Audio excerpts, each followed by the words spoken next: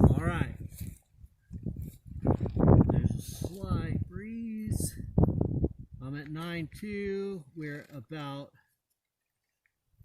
1,060 yards. The first shot's with the 6.5.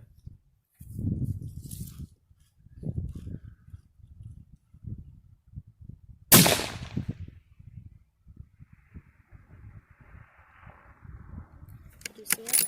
Did you see it? I don't know. Let's see. Second shot, 9.2 mils. 1,060 yards. Little breeze down there. Little breeze up here.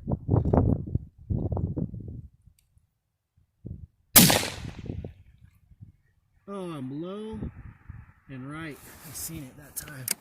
Hit pause.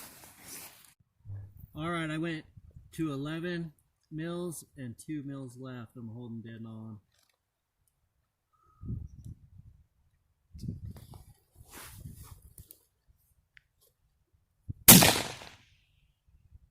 Oh, I was high and left. I'm gonna go back to 1.5 left, and I'm gonna drop to 10.5.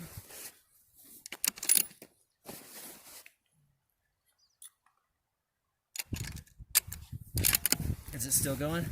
Yep. Alright, cool. I drop down, holding dead on.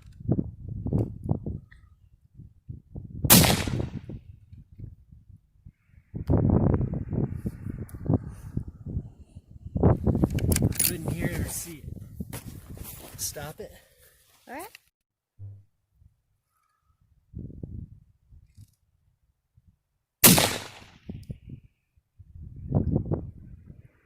I thought I saw it, but I don't heard it. think I did. I think I heard that. Not sure. Keep it going. Alright.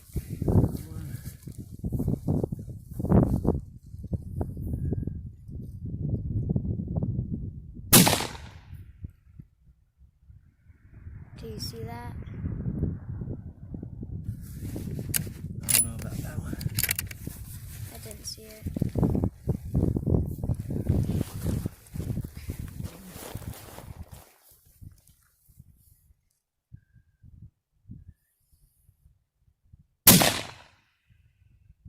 Oh, that was low and right. Huh. Alright, let's stop it. Alright, let's check it out. Alright, action. I'm with the 308, the 155, so I'm up. Huh? I'm just talking to the camera. I'm up 35 MOA. Wait, he's trying different things.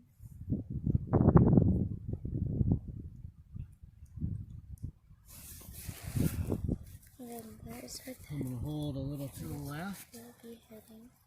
About 2 MOA.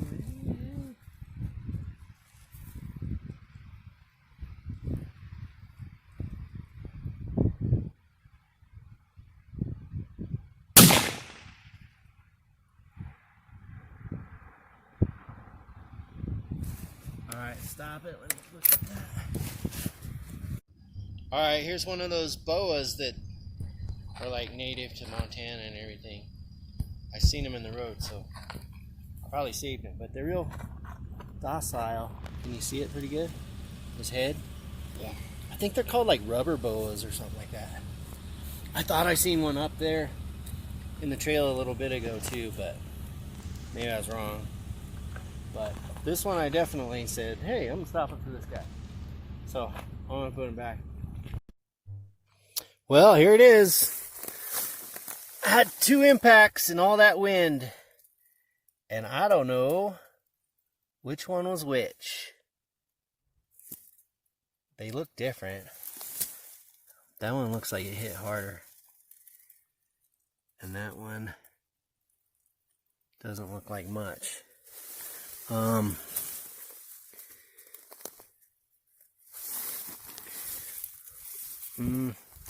It's hard to tell. The wind was really kicking down here and across the valley, and then it's hard to tell. To me, That looks like, I don't know if that's from us or not. I shot at this with the 6.5, and we got 2 hits. Sorry about that. 0.5, 10, 60 yards. Nice, and it's still hit to the right side of the target. I was holding like 8 MOA on this.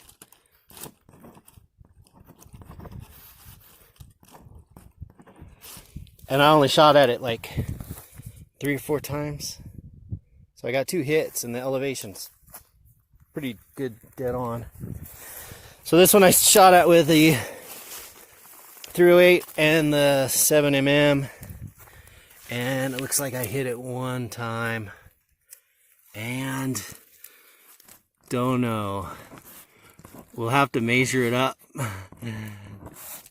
We'll measure those ones and see if they're closer to 308 or 6.5. That's funny. Yeah, looks like no other hits. So I made some hits, but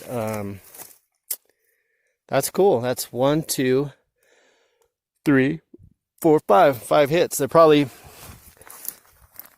I don't know. That one does look bigger. I don't know. It's hard to tell. I know I was hitting right quite a bit. Quite a few times, but it's totally still right now. But before, when we were shooting over there, right from that road, edge of the road, it was really windy over there. So, I mean, you see like slight rustling,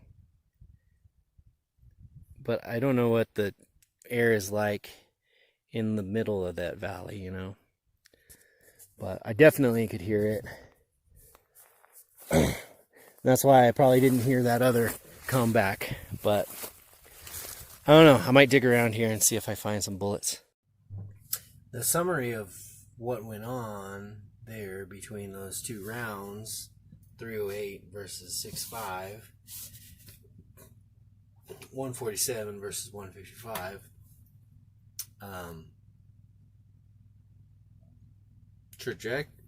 Trajectory wise,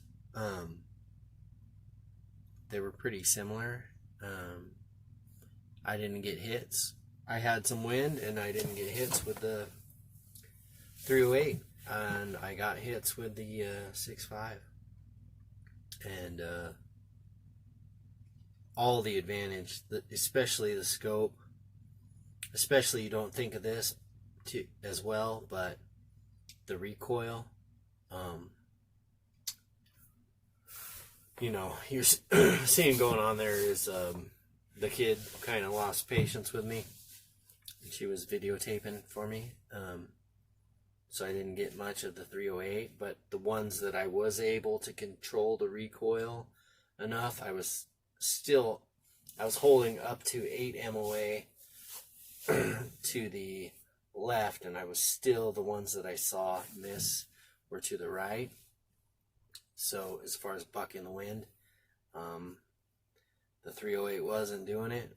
A lot of times there was a strong wind coming from left to right, and you could feel it on me in the grass there, hear it in the camera. Over there, the flag would be hanging like nothing was happening. Sometimes it was straight right, sometimes it was down. I'd try to watch for it to go down and shoot, but yeah, trajectory wise, the 155, and I felt like the recoil was getting towards the upper end there with 46 grains of the IMR 4320.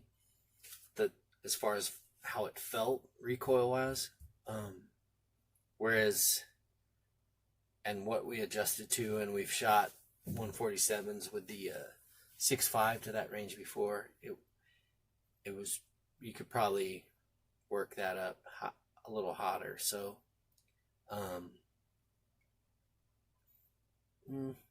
I don't know. It was funny, but I was thinking, dang, if I had a muzzle brake, and could see where these rounds are landing, I would have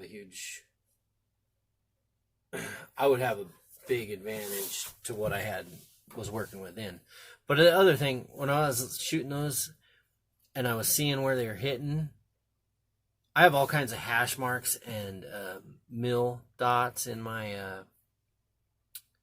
in the scope on the 6.5, and on the 308 I didn't have that.